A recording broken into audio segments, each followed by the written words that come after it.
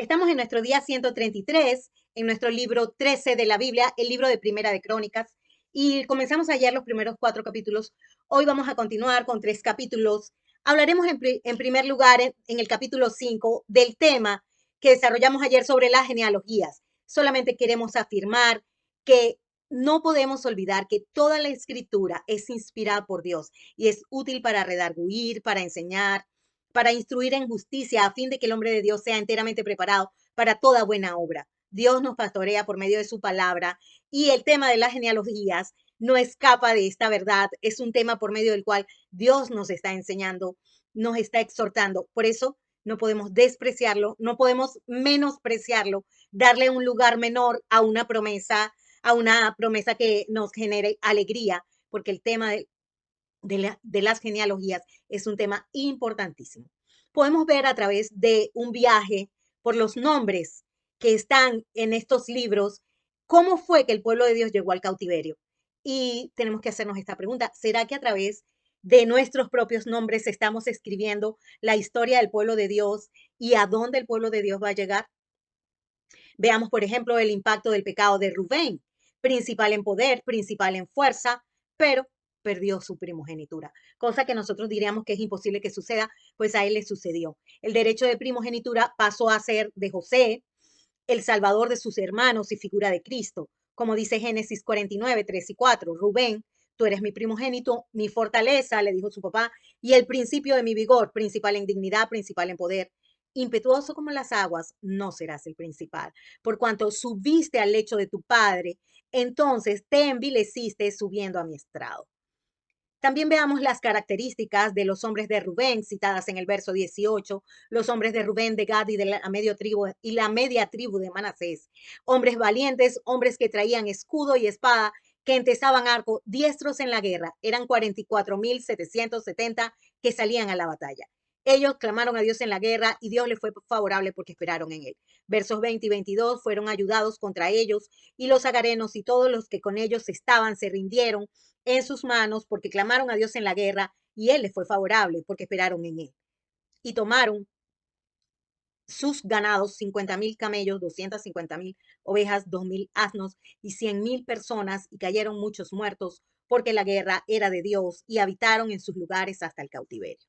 Los hijos de la media tribu de Manasés fueron multiplicados en gran manera, pero, hay un pero terrible.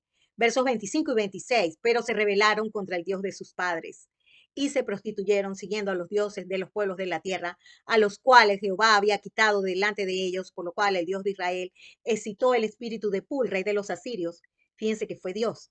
Y el espíritu de Tiglat-Pileser, rey de los asirios, el cual transportó a los rubenitas y gaditas a la media tribu de Manasés y los llevó a la Abor, ahora, y al río Gozán hasta hoy.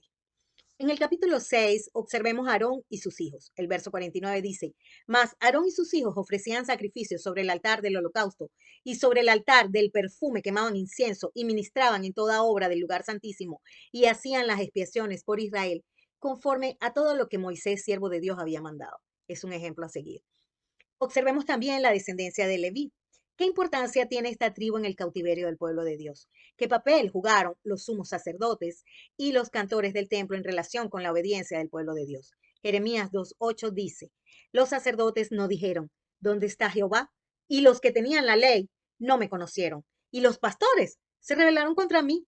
Y los profetas profetizaban en nombre de Baal y anduvieron tras lo que no aprovecha. Este es un juicio que da el Señor, no es un invento, no es una interpretación, no es que hay que estamos solo viendo lo malo. Esto lo dice la palabra, literalmente el Señor inspiró esta palabra. También veamos a Nabucodonosor, porque la mano de Dios usó a Nabucodonosor para castigar a su pueblo, como dice el verso 15, y Josadat fue llevado cautivo cuando Jehová transportó a Judá y a Jerusalén por mano de Nabucodonosor. En el capítulo 7 tenemos que hacernos esta pregunta. ¿Estamos nosotros en la lista de aquellos que pueden ir a la guerra? Eran hombres muy valerosos, eran hombres valientes en extremo, eran escogidos, esforzados, jefes de príncipes, contados que fueron por sus linajes, entre los que podían tomar las armas. Y Josué 1:7 dice, solamente esfuérzate y sé muy valiente para cuidar de hacer conforme a toda la ley que mi siervo Moisés te mandó. No te apartes de ella ni a diestra ni a siniestra, para que seas prosperada en todas las cosas que emprendas. Oremos. Señor, danos entendimiento, Padre, para obedecer tu palabra. Danos poder y fuerza para obedecerla. No poder para ser importantes e influyentes. Danos poder para obedecer tu palabra. Te lo pedimos en el nombre de Cristo Jesús, Señor. Y te damos gracias, Padre. Tus siervos, Mirza Astrid Silva de Rivera, Raúl Vicente Rivera Ramírez, tenemos una meta, 365 días con la palabra. Si hoy no has leído, si hoy no has escuchado al Señor, si hoy no has sido pastoreado por el Señor, detente, deja todo lo que estás haciendo y ve y lee tu palabra. Lee la palabra de Dios. Cómete a Cristo, porque Él dijo que su carne es verdadera comida y su sangre es verdadera bebida.